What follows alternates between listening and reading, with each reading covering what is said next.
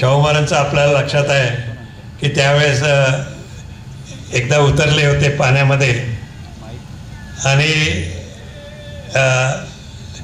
त्यांना पूजेचे अधिकार त्यावेळेस नाही आहेत किंवा वैदिक अधिकार नाही आहेत असं सांगण्यात आलं होतं.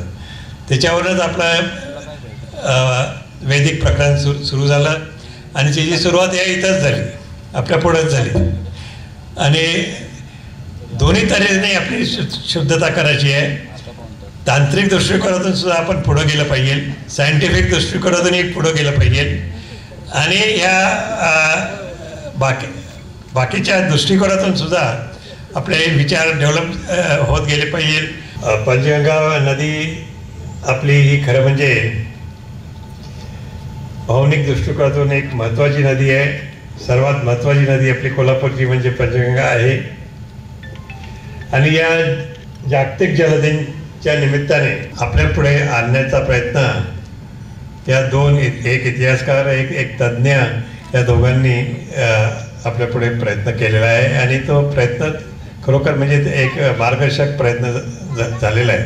तज्ज्ञ आणि लोक हे थोडेच असतात, पण त्यांनी मार्गदर्शन करण्याची अत्यंत गरज असते आणि त्यांचं मार्गदर्शन ऐकून राज्यकर्त्यांनी आपले पावलं उचलले पाहिजे. त्यांना त्यांच्या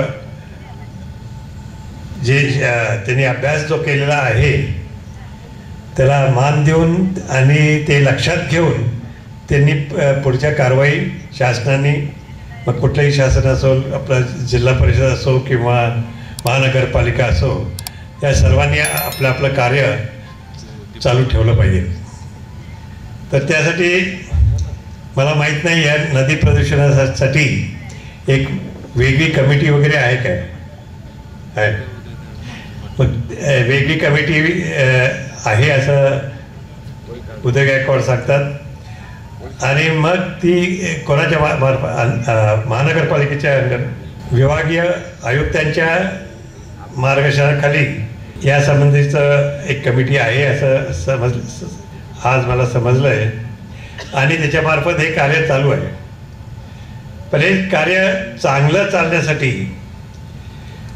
आपल्याला इच्छाशक्ती पाहिजे. शासनाला कुठलंही आपलं महानगरपालिका असो किंवा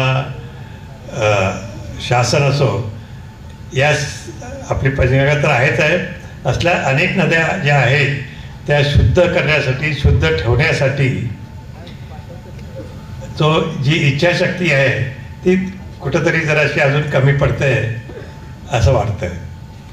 तर मला वाटतं भविष्य काळामध्ये ह्या कमिटी ह्या ज्या आहेत त्यांना अधिक पावर्स देऊन त्यांच्या मार्फत आणि आपल्या नदींची स्वच्छता होऊ शकते, यात काही प्रश्न नाही. आपली पंचगंगा नदी ज्याचे 5 उपनद्या आहेत आणि ती पहिली मुख्य नदी ही भोगावती दाजीपूरपासून सुरुवात होती आहे. धरण आपल्या पुढं 10 किलोमीटर 20 किलोमीटर पुढं धरण बांधलेलं आहे आणि त्यातनं जे स्वच्छ पाणी जे आता बाहेर पडतं आहे आणि कोल्हापूरला इथं येईपर्यंत आपण ते पाणी पिऊ शकत नाही. आज ही परिस्थिती आहे, ही खरं आहे. पण याच्यावर आता मात करणं अशक्य नाही, पण सहजासहजी आपल्याला मात करता येत नाही. 100 वर्षापूर्वी जेव्हा आंबेडकरांनी शाहू महाराजांच्या बद्दल आता सांगितलं की त्यांनी 102 का 105 साली याच्यावरचा प्रदूषणाचा वरचा पहिला आदेश काढला आणि तेव्हापासून आज तागायत आपण बघितलं तर तेव्हा कोल्हापूरची लोकसंख्या किती असणार? 80,000च्या आत असणार आणि आज झाली आहे 8 लाख समजा, म्हणजे उपनगर वगैरे सगळे धरून. आणि त्याच्यावरचे आसपासची गावांमध्येच मोठी वाढ झालेली आहे आणि आज जवळजवळ 30 लाखाच्या वर आपल्या कोल्हापूर जिल्ह्याची लोकसंख्या झालेली आहे.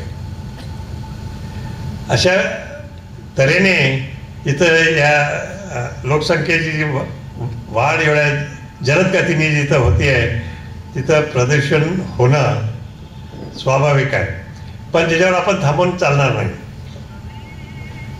आपण जर उत्तरेकडे गेलो तर गंगेची परिस्थिती याच्यापेक्षा वाईट आहे, पंचगंगा पुष्कळभरी. आणखीन अनेक नद्या ज्या उत्तर हिंदुस्थानात इंडो गँजेटिक याच्यामध्ये गँजेटिक याच्यामध्ये जे वाहतात त्याच्यामध्ये प्रदूषणाचं प्रमाण फार मोठं आहे आणि त्या मानाने आपलं कोल्हापूरचं कमी आहे, यात काही शंका नाही आहे. परंतु जिथं गंगेला महत्त्व देऊन आपण तिथलं प्रदूषण कमी करायचा प्रयत्न करतोय, त्याच जोमाने जर आपण आपल्या गंगेच्या ऐवजी पंचगंगेचं प्रदूषण कमी करायचा प्रयत्न केला तर निश्चित आपला सहजासहजी मी म्हणत नाही, पण प्रयत्न केल्यानंतर आपलं इथलं प्रदूषण कमी होऊ शकेल. तुमची इच्छाशक्ती वाढली तर शासनाची इच्छाशक्ती वाढेल, तुमची इच्छाशक्ती वाढली तर महानगरपालिकेची इच्छाशक्ती वाढेल आणि दोघांच्या कॉम्बिनेशनने जनतेच्या आणि शासनाच्या स्थानिक स्वराज्य संस्था असो किंवा आपला महाराष्ट्र शासन असो, या सगळ्यांच्या प्रयत्नाने इथं निश्चित मला खात्री आहे की प्रदूषण कमी होऊ शकते. प्रदूषण आता पूर्णपणे संपूर्णपणे बंद होणं कठीण आहे. आपल्यापुढे दोन मोठे प्रश्न असतात, एकीकडं एन्व्हायरमेंट आणि एकीकडं डेव्हलपमेंट.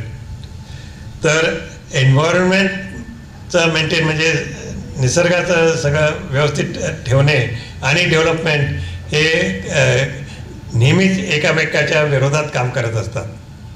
डेव्हलपमेंट पाहिजे असलं तर अनेक प्रश्न निर्माण होतात आणि फक्त एन्व्हायरमेंट पाहिजे असलं तर डेव्हलपमेंट होत नाही. तर त्याचं माध्यम काढून आणि जास्तीत जास्त इकडं यांची कमिटी वगैरे आपली लोकल कमिटीसुद्धा त्यांनी सांगितली की याच्याबद्दलची कमिटी जी आहे ती विभागीय आयुक्तांच्या त्यांच्या हाताखाली ती चालती आहे. तर आपल्या स्थानिक पातळीवर सुद्धा आपण जर असली कमिटी सुरू केली आणि त्या कमिटीला पॉवर्स दिले, ताकद दिली, अधिकार दिले तर मला खात्री आहे की इथं प्रदूषण कमी होऊ शकतं आणि पुन्हा एकदा आपण पंचगंगेच्या पात्रामध्ये उतरून पोहू शकतोय, पाणी पिऊ शकतोय. पाहिजे असलं तर आपल्याला तिथं मंत्रसुद्धा म्हणता येईल अशी परिस्थिती निर्माण झाली पाहिजे. शाहू महाराजांचं आपल्याला लक्षात आहे की त्यावेळेस एकदा उतरले होते पाण्यामध्ये आणि त्यांना पूजेचे अधिकार त्यावेळेस नाही आहेत किंवा वैदिक अधिकार नाही आहेत असं सांगण्यात आलं होतं. त्याच्यावरच आपलं वैदिक प्रकरण सुरू झालं आणि त्याची सुरुवात या इथंच झाली, आपल्या पुढंच झाली. आणि दोन्ही तऱ्हेने आपली शुद्धता करायची आहे. तांत्रिक दृष्टिकोनातून सुद्धा आपण पुढं गेलं पाहिजे, सायंटिफिक दृष्टिकोनातूनही पुढं गेलं पाहिजे आणि ह्या बाकीच्या दृष्टिकोनातून सुद्धा आपले विचार डेव्हलप होत गेले पाहिजे. आणखीन एक तऱ्हेचं एक चांगल्या वातावरणामध्ये आपण नदीच्या पात्रात चांगली पूजासुद्धा करू शकू अशी परिस्थिती पुन्हा निर्माण झाली पाहिजे. त्याच्यासाठी जे आम्हाला अडके साहेबांनी सांगितलं की त्याच्या स्तोत्रापासून आपल्याला सगळं लक्ष दिलं पाहिजे, ते निश्चितच लक्षात तिथनं दिलं पाहिजे. त्यांची सुरुवातच तिथं होती आहे, प्रदूषणाची सुरुवातच तिथं होती आहे. तर इथपर्यंत आल्यावर काय, परंतु ज्या तऱ्हेने आपण इथं दरवेळेस आलं की कोणीतरी म्हणतं की आज आम्ही इथं स्वच्छता केली, परत थोड्या दिवसांनी कोणीतरी एक वेगळा ग्रुप येतो आहे परत स्वच्छता करत आहे आणि तिसऱ्या दिवशी आणि कोणीतरी आलं तर परत आणि कोणीतरी कचरा करून ठेवलेला असतं आहे. हा तिथं कचरा न करणे हे तरी आपण स्वतः हाती घेऊ शकतो आहे आणि इथं कचरा न टाकता, नदीमध्ये काही कचरा न टाकता, फुलांचा कचरा, याचा कचरा, बांधकामाचा कचरा कधी कधी आणि ऑफकोर्स सिवेज वगैरे हे कमीत कमी जसं सोडता येईल आणि त्याला जशी जशी ट्रीटमेंट मिळेल त्याप्रमाणे पुढं हालचाल सुरू राहील. आपल्या महानगरपालिकेने सुद्धा कपूर साहेबांच्या टाईमपासनं इथं या पंचगंगेच्या प्रदूषणासंबंधी रंकाळ्याच्या प्रदूषणासंबंधी विचारविनिमय करून सुरुवात केली होती. जास्तीत जास्त पाण्याची स्वच्छता होईल एवढं अजून तिथपर्यंत आपण पोचलो नाही आहे. पण निश्चित आपण प्रयत्न केला, अधिक प्रयत्न केला तर महानगरपालिका, शासन आणि जनतेने तिकडं पूर्ण लक्ष ठेवलं पाहिजे.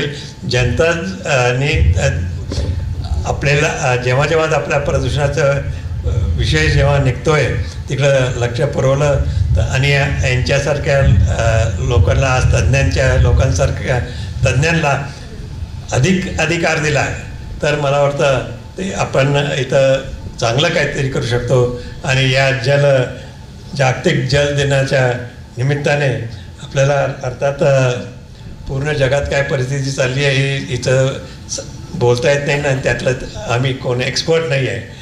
आणि तरी आपण फक्त आज पंचगंगा नदीच्या पुरती बोललो, जी आपली सह्याद्रीतनं ज्याचा सर्वांचाच उगम सह्याद्रीत आहे आणि सह्याद्रीसुद्धा आपली विशेष चांगली राहिली. तिथं वर कचरा केला नाही तर तो कचरा इथं खाली येणार नाही. म्हणून प्लास्टिकचा कचरा याच्यावर जास्तीत जास्त आपण पहिले प्रयत्न केला पाहिजे. आणि त्या प्लास्टिकचा कचरा जिथं येतोय तो कसा थांबवता येईल तिकडं प्रयत्न केले तर त्या माध्यमातून आपली पंचगंगासुद्धा तेवढ्या प्रमाणात स्वच्छ राहील यात काही शंका नाही. सगळीकडे ऑलराऊंड प्रयत्न झाल्याशिवाय ही गोष्ट आपल्याला साधता येणार नाही. जसं वुमन एम्पॉवरमेंट आपण बोलतोय तसे असल्या लोकांचा सुद्धा एम्पॉवरमेंट होण्याची गरज आहे. तर यांना पावर्स वाढवून त्यांचे आणि फक्त पावर्स वाढवून नाही पण त्यांना इम्प्लिमेंट करता येतील असे पावर्स पाहिजे. आणि आपली नदी निश्चितच ह्यापुढं सुधरत राहील यात काही शंका नाही. आणि प्रदूषण कमी जरी झालं नाही तरी फारसं वाढणार नाही पुढच्या जवळच्या काळात. भविष्य काळात तिथं पूर्ण बंद झालं पाहिजे. आपली थेम्स नदी जी लंडनमधनं वाहती जिथं 100 वर्षापूर्वी एवढं प्रदूषण झालं होतं तिथं सगळं पाणी काळं झालं होतं आणि तिथं एक बदक किंवा एक माणूससुद्धा त्या पाण्यामध्ये उतरू शकत नव्हता. पण त्यांनी त्या एवढ्या मोठ्या लंडनसारख्या गाव जरी तिथं असलं तरी तिथं ते प्रदूषण थांबवलं आहे. आणि आज तुम्ही त्या थेम्स नदीकडं जर पाहिलं तर त्यामधनं स्वॉन्स, डक्स हे सगळे जातात. माणसं उन्हाळ्यामध्ये पोहायलासुद्धा उतरतात अशी परिस्थिती आहे. म्हणजे अशक्य प्रदूषण थांबवणं हे काही अशक्य नाही आहे याच्यावरून दिसून येतं. तर त्या दृष्टिकोनातून यांचं मार्गदर्शन घेऊन आपण पुढं काम करूया एवढं सांगून मी आपली रजा घेतो. जय हिंद, जय महाराष्ट्र.